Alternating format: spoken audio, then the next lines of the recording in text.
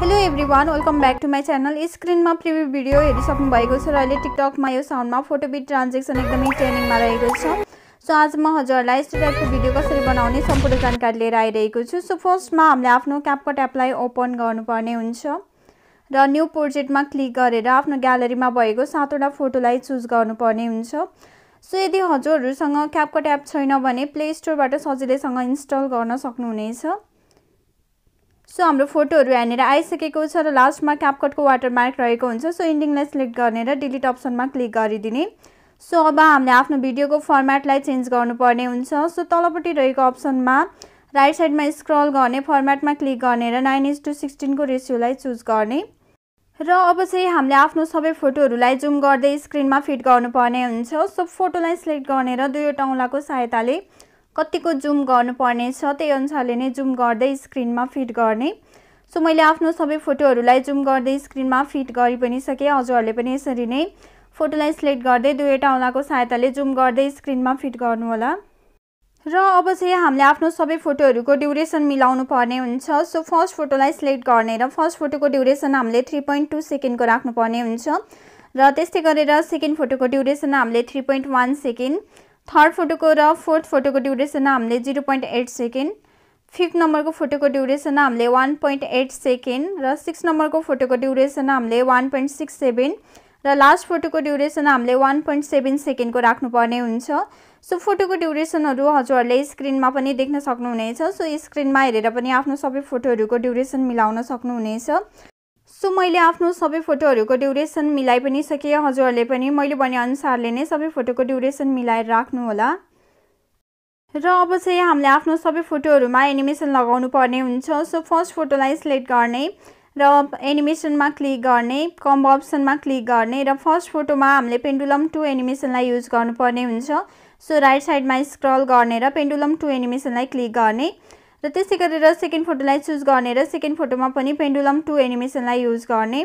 त्यसै गरेर थर्ड फोटोमा हामीले पेन्डुलम 1 एनिमेसनलाई युज गर्नुपर्ने हुन्छ। सो फोटोलाई सिलेक्ट गर्ने र पेन्डुलम 1 एनिमेसनमा क्लिक गर्ने र फोर्थ फोटोमा हामीले पेन्डुलम 2 एनिमेसनलाई युज गर्नुपर्ने हुन्छ।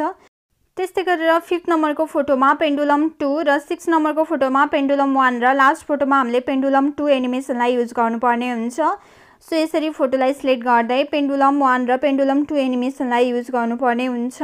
र अब चाहिँ हामीले आफ्नो भिडियोमा इफेक्टलाई युज गर्नुपर्ने हुन्छ। सो भिडियोको स्टार्टिङ पोइन्टमा आउने, इफेक्टमा क्लिक गर्ने, भिडियो इफेक्टमा क्लिक गर्ने र फर्स्टमा हामीले माथिपट्टि रहेको मोड अप्सनमा क्लिक गर्ने र अब तलपट्टि स्क्रल डाउन गर्नुभयो भने त्यहाँनिर हजुरहरूले मिडियर भन्ने इफेक्ट देख्न सक्नुहुन्छ। सो त्यसमा क्लिक गर्ने र टिक अप्सनमा क्लिक गरिदिने र अब यसको ड्युरेसन हामीले फर्स्ट फोटोको ड्युरेसन जति छ त्यतिमै मिलाउनु पर्ने हुन्छ र कपी गर्दै फोटोको ड्युरेसनसँग मिलाउँदै कपी गर्दै फुल भिडियोमा नै यो इफेक्टलाई युज गर्नुपर्ने हुन्छ।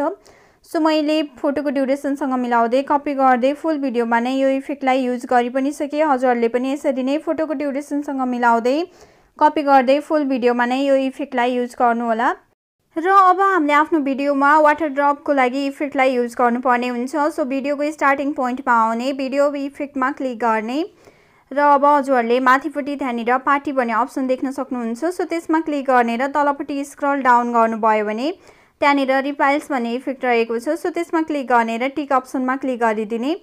सो अब यसको ड्युरेसन हामीले फर्स्ट फोटोको ड्युरेसन जति छ त्यतिमै मिलाउनु पर्ने हुन्छ र कपी गरेर सेकेन्ड फोटोमा पनि यो इफेक्टलाई युज गर्ने र अब थर्ड फोटोलाई छोडेर फोर्थ फोटोको स्टार्टिङ पोइन्टमा आउने, भिडियो इफेक्टमा क्लिक गर्ने र तलपट्टि स्क्रल डाउन गरेर रिपाइल्स इफेक्टलाई चुज गर्ने र टिक अप्सनमा क्लिक गरिदिने।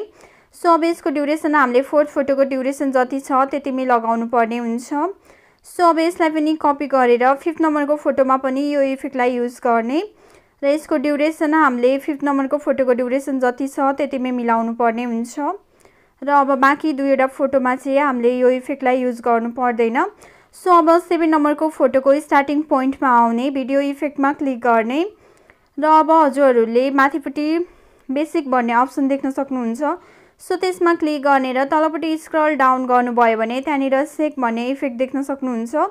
सो त्यसमा क्लिक गर्ने र टिक अप्सनमा क्लिक गरिदिने र अब यसको ड्युरेसन हामीले लास्ट फोटोको ड्युरेसन जति छ त्यतिमै मिलाएर राख्नुपर्ने हुन्छ। सो मैले आफ्नो सबै फोटोहरुमा इफेक्टलाई युज गरि पनि सके। हजुरहरूले पनि यसरी नै इफेक्टलाई युज गर्नु होला र अब हामीले आफ्नो भिडियोमा साउन्डलाई एड गर्नुपर्ने हुन्छ। सो ब्याक गर्ने, अडियो अप्सनमा क्लिक गर्ने, एक्सट्र्याक्टेडमा क्लिक गर्ने र जुन भिडियोको साउन्डलाई एड गर्न खोज्नु भएको छ त्यो भिडियोलाई सिलेक्ट गर्ने र इम्पोर्ट साउन्ड ओन्ली अप्सनमा क्लिक गरिदिने।